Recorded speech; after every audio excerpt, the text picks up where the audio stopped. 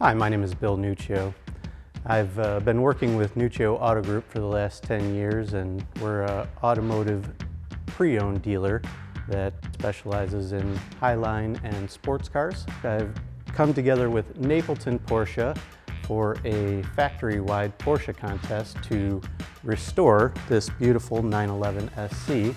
As you can see, the engine's been taken out, the wheels, the axles, everything mechanical has basically been removed so that I can basically go in and then clean it to bare metal again and bring it back to OEM spec, as it were.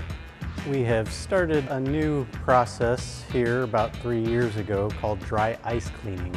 Basically, you're just taking dry ice rice, throwing it in the hopper, and with just forced air, compressed air, pushes it out through the gun, inch by inch, millimeter by millimeter. You start to see all the dirt kind of fall off and or come off. You can now see kind of some of the painted surfaces again and less grime and grease on it. Some things like the glue on the back here. This was actually a prime candidate for what dry ice is great for, and I really look forward to seeing the end product as it's completed.